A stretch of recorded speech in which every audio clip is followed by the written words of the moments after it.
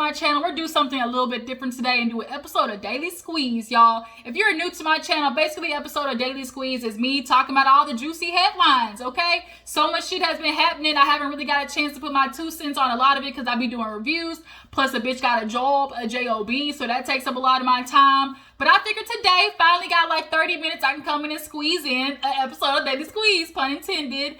Because so much shit is happening, y'all. It's America. Every week, something new we gotta talk about. So I'm gonna go ahead and give you my 2 cents, my opinion, because guess what? Freedom of speech. And if you don't like it, it ain't gonna bother me. You can drop down the comments. And if you disagree, you better respectfully disagree, and we can have a nice debate down in the comments, okay? That's simple. But I'm gonna talk about the stuff I want to talk about, and you guys just tune in, okay? If you're new to my channel, go ahead and hit that subscribe button, okay? It ain't gonna kill you. It is free 99. And everybody go ahead and like this video up, all right? So let's go ahead and open. I typically like to start back and then work our way forward. So let's go ahead and knock out the Grammys, y'all. I think this was like the 63rd Grammys. And let's go ahead and talk about the Black Excellence. Beyonce, the winningest like singer or artist, okay? Well, it's Beyonce, y'all. That's all you gotta say, Beyonce. She literally has become a verb now. Beyonce. She showed up. Beyonce and Jay-Z don't do the red carpets no more. They just show up. They just pop up in the video frame.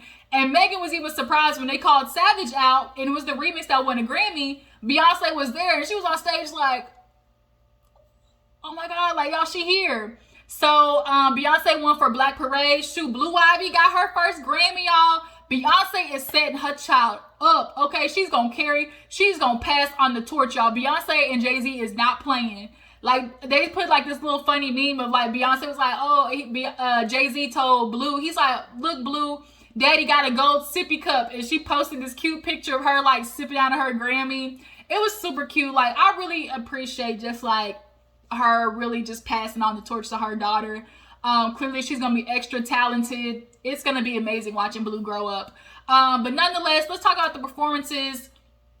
To me, the performance-wise, between Cardi and Megan took it, y'all. Like, let's quit playing. Megan definitely had more just going on. It was choreographed, like, really good. She incorporated just a lot more, like, je ne sais quoi, should I say. Although I really enjoyed Cardi B's graphics, let's keep it real. Cardi B's not a performer, okay? And you could definitely see it in this one. She didn't even damn try to sing. She lip-synced the whole damn thing. And you can definitely tell budget was on point, though. They had a whole ass stripper shoe with a stripper or a dancer inside, like the clear part of the slipper that's like the little big block.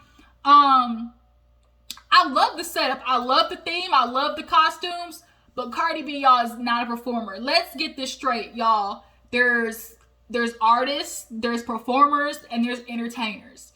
And typically, artists are either or. They're artists in combination with being an entertainer, or they're artists in combination with being a performer.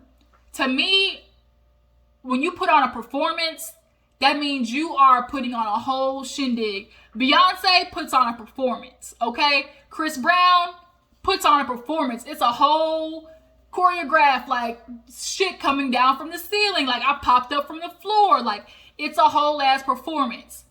Cardi B is falling under entertainer. I just get on and I entertain you. I give you a show that don't really have, like, a lot of dancing. I move a 1-2 step here and there. But Cardi B, to me, is an entertainer. And with this show right here, Megan, you can definitely tell, has been talking to Beyonce, and she's really trying to, step her game up, because she started looking more like a performer. She had the tap dancers. She had, the kind of ragtime type, theme. So Megan definitely took the performance-wise for me. So when it comes to WAP, all that wet and gushy, we all know WAP is super controversial. And after the performance of WAP, first of all, Cardi B She had that damn metal suit on, girl. She needs some WD-40 for real, for real. I ain't judging you, Cardi, bitch. I love you, I promise. And that's what I'm trying to tell you. Maybe you shouldn't do the choreography, like, you know, do a little bit of something, but like, you could definitely tell it's getting harder for her to do all of the, you know, all of the theatrics, all right? But, you know, WAP is super controversial when it came out. Parents or moms in particular, oh my God, like my daughter's gonna see this and she's gonna grow up thinking that's what she has to do to get a man. All that type of shit, right? So WAP ended up on Fox, and guess, of course, who had something to say about it? Coon ass Candace Owens. Y'all, Candace Owens makes me sick. Candace Owens is the equivalent of the black Tommy Lauren. That's who she is. She gets on these news stations, cooning for the white folks, talking about black people, freaking tearing us apart, any type of movement, everything. And it's like, woman, right now, use the house nigga. If you haven't learned anything, but learn by example. You see what they did to Omarosa? Omarosa didn't even know she was fired until she looked on social media, bitch. She went to go put her key card in. That shit said, doo-doo. Wait a minute. Okay, let me wipe it off. Okay, let me see. Let me try this again. Doo-doo. Doo-doo-doo-doo-doo. Bitch, out of here. Okay, they threw Omarosa out. Okay, like leftovers. When they're done with you and you decide you know, you disagree with them, or you no longer want to have, you know, the same type of conversation with them, bitch, you're going to get thrown out. And you're going to look like Stacey Dash over there trying to come back to the cookout. Can you let me in? Knocking on the door. You hear me knocking? You hear me knocking? What's that on next Friday? He said, you hear me knocking, nephew? Then let me in. Sorry, bitch. Ain't nobody home. We not doing it. You want to stay over there at they little, I'm not going to call it a cookout. They got a gathering, okay? And their potato salad has raisins in it. If that's where you want to stay, Candace Owens, then do that. But quit trying to come for us, okay? We don't give a damn about you. Now, all of a sudden, Candace Owens has her own TV show, okay? And Cardi B and her have, this isn't the first time that they've had Twitter beef, that they've gotten into it.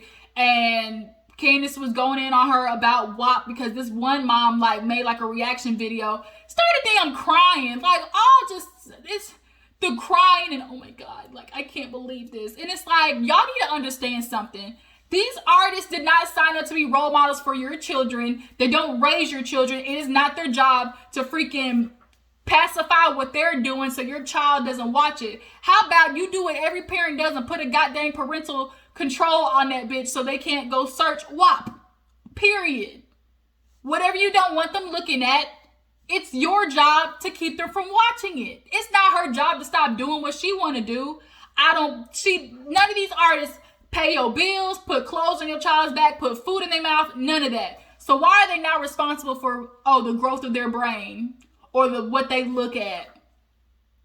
Yes, you take inspiration from people that you like are inspired by, but it is your job to wean out what you want them to take from an artist. Like, I'm not raising your child. I'm not trying to freaking go through what I do and change up what I do so so your child don't see it. If you don't like it, change the fucking channel. It's that simple. Like, I am not agreeing with, like you're a role model. I didn't sign up to be a role model. I didn't. I signed up to be me, and people just happen to like it, and I gained a following. Now I'm famous. And, kids, yeah, they see me, but it's okay for them to look up to me. I'm expressive. I love who I am, like all that type of stuff. But as a parent, you tell them to wait till a certain age to look at them or something like that. It is your job to help the development of them, not these artists. So Candace always got some shit to say. She got a TV show now. So I guess they gave Candace Owens kind of her own little segment like they gave Tommy Lauren. And Candace thought she was going to sit there and brag about it being trending like on Twitter, like, it was like number 3 or something like that.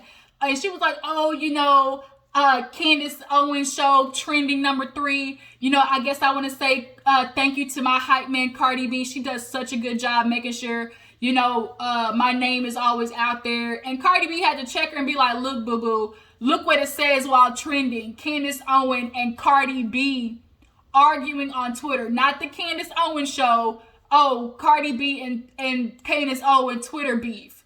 Like, check yourself, bitch. Check it. what they say, you better check yourself before you wreck yourself. Cardi said it best, bitch, you need me, I don't need you. Because at the end of the day, ain't nobody coming home, ain't nobody driving after work to my damn, let me get home and hurry and catch this Candace Owens show. No, we ain't doing that. You need her. That's why you always keep starting these damn arguments to make yourself feel better. Like, I can't with her. She makes me want to throw up in my mouth. She, like, chaps my ass, honestly. So, from Candace Owens to some more BS,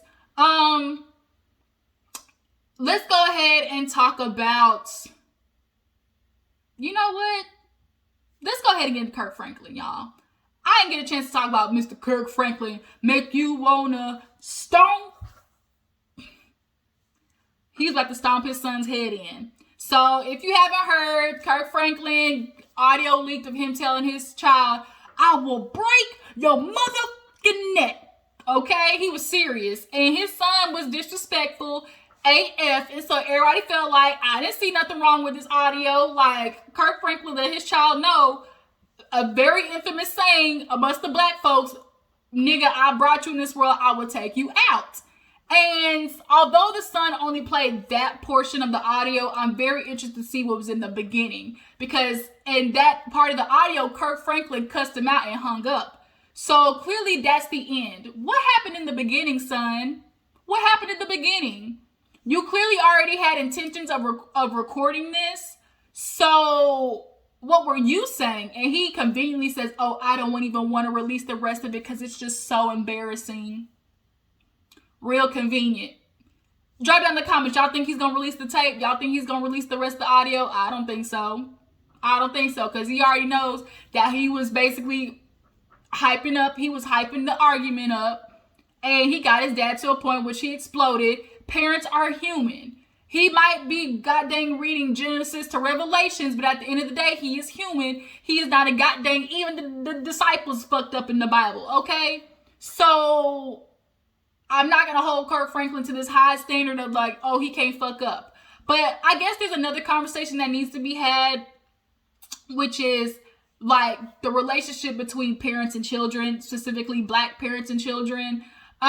Because, you know, the one half says, oh, I don't see nothing wrong. And the other half says, oh, this is toxic parenting. You know, the fact that we're so comfortable with allowing parents to feel like this is okay to talk to their children like that. Like that's what's wrong with Black America.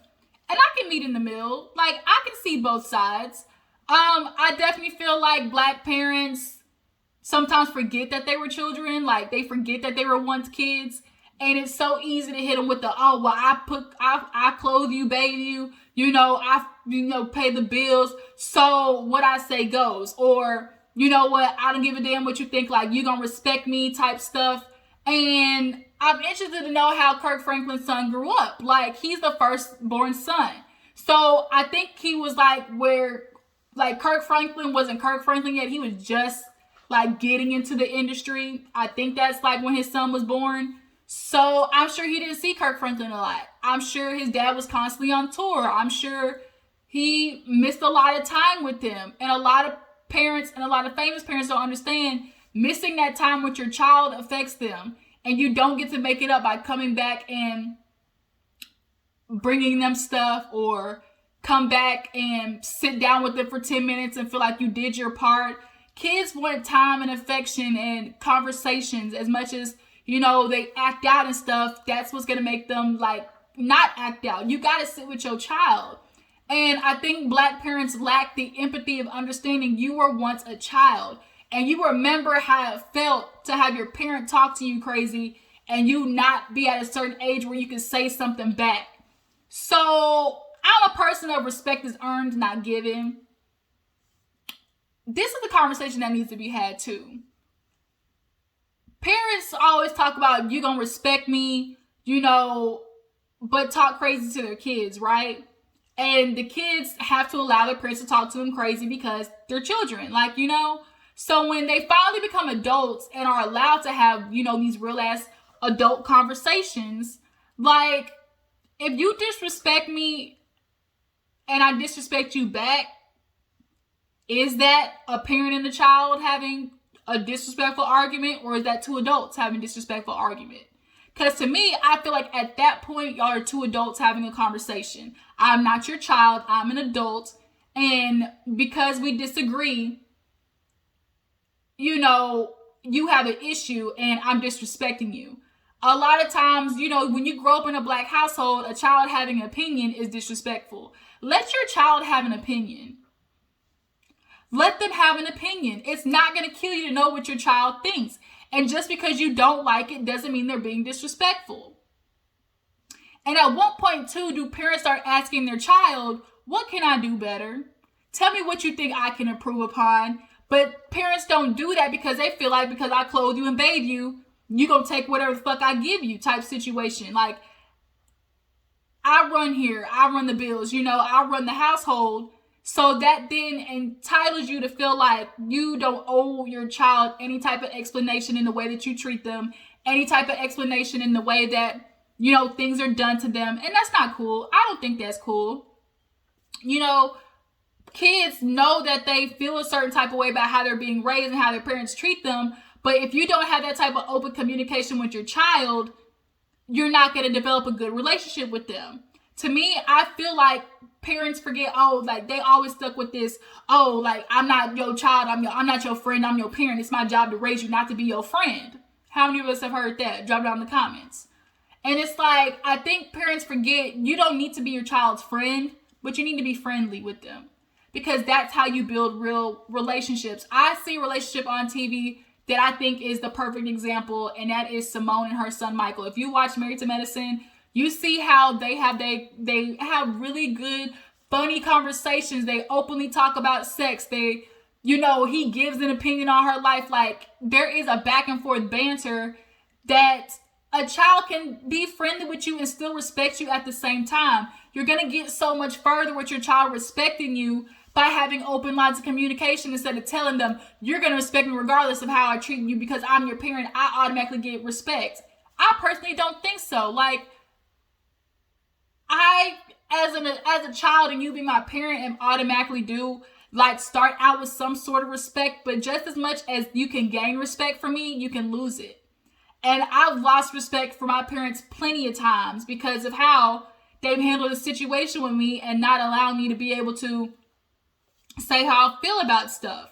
You know, I sympathize with this situation because I had like a strenuous relationship with my father. Not this bad, definitely not this bad. I've never got to the point where like we were cussing each other out or nothing like that.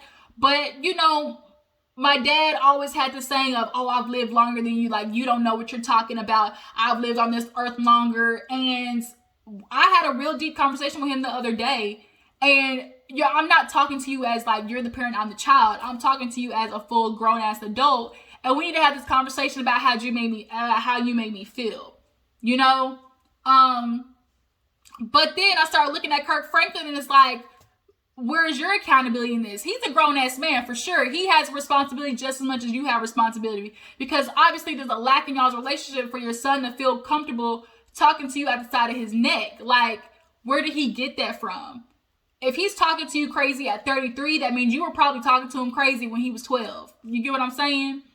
But y'all drop down in the comments. Tell me how you feel about Kirk Franklin. Which side of the line do you fall on? The way Kirk Franklin talked to his child, was he okay? Was he justified because, you know, he said, do it, do it, do it? Like, what you gonna do? Or does Kirk Franklin's side, are you on the side of, you know, that's toxic parenting? You know, parents aren't, you know, treating their children with respect. Like, that's the problem in the black community. I kind of fall in the middle because at the end of the day, like, I can be open to my child. I can be friendly with them. But if I know I've been giving you everything and respecting you, you will respect me back. And you don't get to disrespect me when I've given you everything and treated you like a human being. Some black parents don't really be treating their children like human beings. Like, it's just, they're just a child. They don't sit down, actually have conversations with them. They don't sit down and actually talk to their child and say, you know what? Help me, like, I made you feel this type of way. Help me, you know, understand you better. There's not enough of that going on, honestly. Can we get an episode of Beyond the Van Zandt with Frank Kirkland and his family? Because the daughter came out and said that, look, oh, we're not going to do this because my dad has given, you know, my brother everything and he pissed all the opportunities away. I can see that a lot of these, you know, famous parents have these kids that go out and rebel because it's like you keep trying to feed me with everything, but because you're gone, you send me a rollie, you send me a bag, you send me a purse, you send me on a trip, but you're not giving me time, you know? That's what they need, time. And for the fact that he pissed all the opportunities away that the sister so-called said, it's like, okay, where was the lack at? Like, we need to figure out, like, at what point Kirk Franklin you got to ask your son, where were you lacking at so y'all can fix that. But, yeah, that was Kirk Franklin, a.k.a. Plies, a.k.a. Pinky. Everybody was calling him Pinky, Plies. Because I will get you, nickel. Like, he was in there, okay? And he gave at first like a little, you know, typical PR apology. You know, they love doing those. And then he went on Tamron Hall and explained how him and his son have always been this way. He's tried to give him everything as his firstborn. And, you know, anytime his son comes calling, he does answer the phone because that could be the one phone call that changes everything, you know? So who knows where this goes from here. I would love to actually see it on a TV show, but they say respect their privacy, which I will do so. But this is definitely something that's going to take a long time to heal from what I'm watching right now. So I want to move on to something last but not least really fast and just kind of quickly talk about this man that went and shot up these Asians. Like, I think his name was Robert Aaron or Aaron Robert, something like that. Robert Long, I think it was. He went and shot up 8 Asians at 3 different facilities, massage parlors. And guess what? He blamed it on him having a bad day, 1. And 2, he has a sex addiction, and he needed to get rid of the problem. It's amazing how white people have a problem, but we suffer the consequences. Have you noticed that? That seems to be a recurring event. White people got the problem, but everybody else suffers the consequences of that problem. And now here we are debating on whether this is a hate crime. I guarantee they're not going to classify it as a hate crime. I guarantee you this will not go down as a hate crime. And it's so unfortunate. White people get to have a bad day and fuck up everybody else's world. Do y'all remember how many shootings can we count that was not white folks in this country? That have not been black people, that have not been white people. Name five. Like, what the fuck? White people, y'all stuck on this fucking delusion of white supremacy and y'all are the best, but y'all need every other goddamn race, specifically black folks, to do everything. With the resources, with what we create, black people have built this country. But yet you're supreme how? When you speak the idea of supreme, that means I don't need you. I can do it on my own. I can create my own resources. I can build everything without you. White people, white supremacists in particular, how about this? I challenge you to go a day without using things that minorities or black people created, used, made, whatever. I'm going to make a list. How about that? I'm going to make a list. This is going to be another video because this is really pissing me off, you know? But back to him killing all these Asians. It just seems like to be a reoccurring theme that white people get to wake up and all of a sudden, because they kill people, it's a mental disorder. It was a decision that's not like him. The first one thing happened, he went, shot up a parlor, and they get a phone call talking about, oh my God, this white man came in. I don't know where he went, but he shot up the parlor. 5 minutes later, another call to the police department. Oh my God, like all these people are dead. This white man came in, shot him up and left. Then he goes to a third parlor and the same thing. He shot 8, 6 are dead, and I think they said 2 are maybe injured or something like that. But now he's got 8 counts of murder, but it's like, damn, like white people, when do y'all really decide to stop being complacent in y'all's own shit? Y'all can tell other races to be better about themselves. Y'all can tell other races that we expect better from y'all, but y'all don't expect better from yourselves. Make that make sense. You're supposed to be supreme, so that means you need to hold yourself up to a supreme standard, and that means when somebody's wrong, telling them that they're wrong. That's supreme behavior. When somebody needs to be held accountable because you only grow from knowing your wrongs. You only grow from messing up something and getting a lesson out of it. But you guys like to continue fucking up. Oh, it wasn't me, fucking up again. Oh, that happened because of this. And fucking up one last time. And Everybody else in the process gets messed up. Is dealing with PTSD. All those mass shootings. Y'all remember 2018, how many damn mass shootings we had at schools, events, and everything? All of them white folks. I'm trying to think of one that wasn't a white person. But do you see how letting these people have this false narrative of white supremacy allows them to have a bad day in America and ruin somebody else's family? This man has now ruined 8 people's families, all in a matter of a couple of hours. And y'all are confused that while we're sitting in the streets, all the minorities protesting and we pissed off and tearing fucking buildings up, all that type of shit, y'all are wondering why we upset? I'm gonna do another video on that. I really want to do another video specifically on just America and the state of everything, but that shit pissed me off, honestly. It really did. Like, Asians have been dealing with a lot, more increasingly hate crimes, and no matter when a white person decides to shoot up somebody, best believe it's because they feel entitled to, or they feel that they're better than them. Period.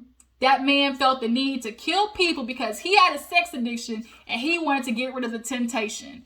I'm the one with the addiction, but I'm going to kill you because you're the problem. What the actual fuck? What the fuck? That's all I can keep thinking of. I'm so confused with the state of this country right now. Every day it's something that another white person has done and we get to just flip a rug over it and let it slide. I can't anymore. I am so exhausted. And I have white friends that I don't really see post about this type of shit, that I don't really see give their opinion. And I grew up with white people in my town, and I know how their grandparents think. So it's do you think that same way? If my brother was to get shot, who's an educated black man and knows his rights, comes up against, Billy Bob, that feels nigger, shut up, I know the law, and really you don't, and you infringing upon my rights, and when I check you and you wrong, it bruises your ego, so you decide to shoot me and blame it on the fact that you were threatened. Is my friend really gonna be out there in the streets rooting for change? I can't say that.